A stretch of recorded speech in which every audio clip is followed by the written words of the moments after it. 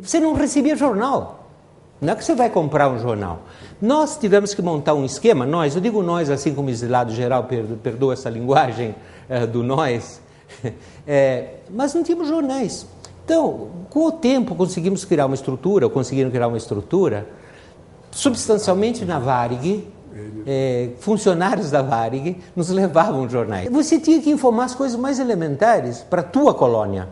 O pessoal não tinha jornal, não existe. Não é que existia o jornal que saía do Brasil e ia para a Europa.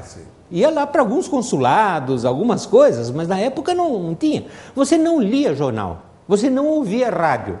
Você não pegava a televisão, você não tinha a mínima ideia. Às vezes chegava algum jornalista, às vezes chegava algum amigo, às vezes chegava alguém correndo, a gente contava o que estava acontecendo, mas aí você estava sempre sabendo notícias de 10 dias atrás, 15 dias atrás. Quer dizer, para quem quer ser a vanguarda da derrubada da ditadura, era uma coisa complicada, pô. Nós tínhamos que começar com os locais, no caso nosso, com os italianos que trabalhavam na Varig. Porque tem sempre os funcionários, chamava o cara e dizia, querido, a situação no Brasil, você sabe qual é, tal. O cara, sei, explicava o caso. Aí ele falava, eu vou falar, eu tenho um amigo brasileiro, não, aquele Sturt, ou aquela aeromoça é legal, não, aquele comandante eu conheço, ele é de esquerda. Aí ele ia, falava com o cara, às vezes nos apresentava. Aí a gente conversava, explicava o que era, e imediatamente não chegava um pacotinho de jornais. A Voz Operária é interessante. A Voz Operária é o jornal do Partido Comunista Brasileiro. Esse jornal, ele saiu algumas semanas depois do golpe, ele começou a ser publicado de forma clandestina no Brasil. Né? Ele existia desde quando? Não, o Partido Comunista Brasileiro tinha como seu jornal central, até o golpe, Novos Rumos. Foi fechado, empastelado, aí tem a clandestinidade do golpe. Nasce o número 0 da Voz Operária. Saiu uma vez por mês. Saiu sempre, rigorosamente. Em 1975, no final de 74, nós estamos sempre...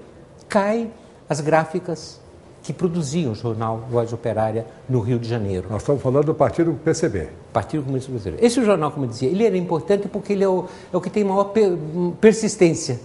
Quer dizer, ele vai de 64 a 79. E ele saiu sempre.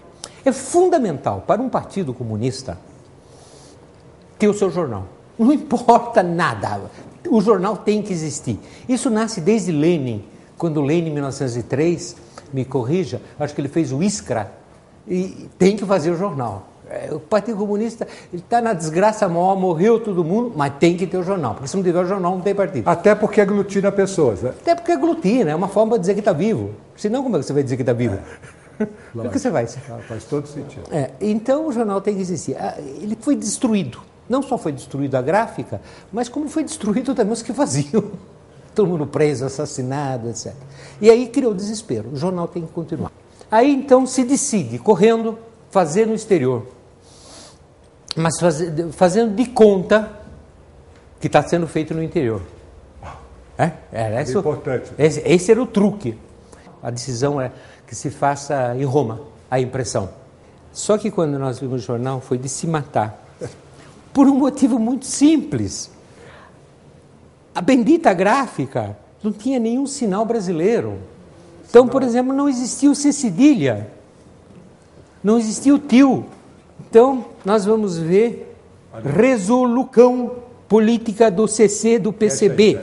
Então, você vê, fica um horror. Então, esse número foi a verdadeira tragédia. E eu me recordo, acho que Prestes, eu recordo que quando eu entreguei isso ao Prestes, eu falei, aceito ser fuzilado.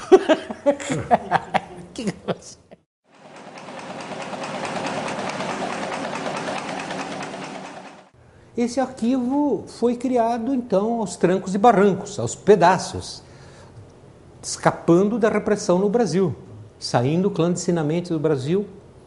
E na parte específica do exílio, a parte específica do exílio, em um certo momento, eu representei várias organizações.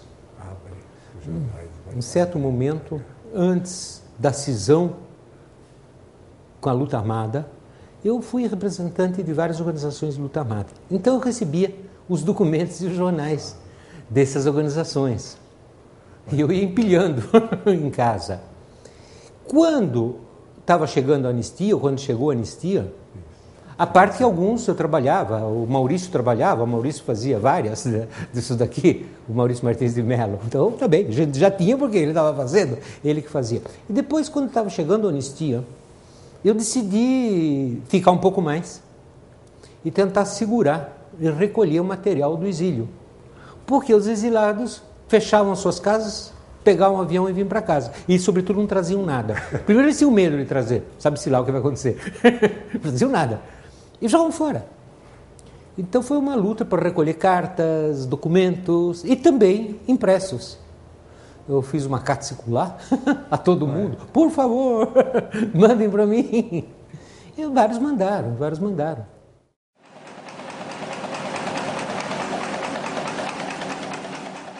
Bem, esta é uma pequena amostra dos quase 250 tipos de cartazes realizados pelo exílio brasileiro, entre 64 e 79.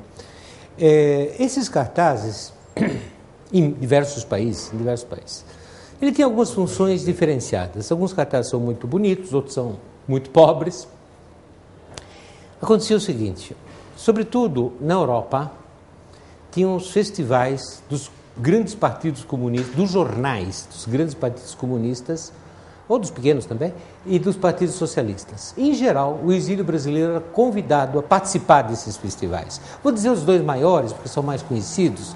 Era o Festival do l'Unità, jornal do Partido Comunista Italiano, e o jornal do L'Humanité, do Partido Comunista Francês.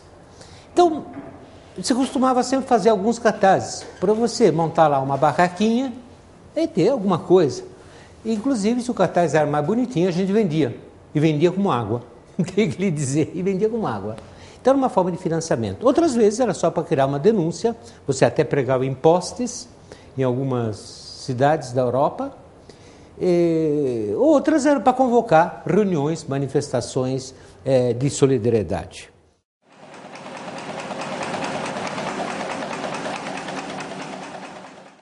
Vamos pegar um cartaz que eu acho um dos mais bonitos que nós fizemos, que é anistia para um Brasil livre e democrático. Aqui nós estávamos em plena campanha da anistia e nós precisávamos de cartazes para vender, para distribuir.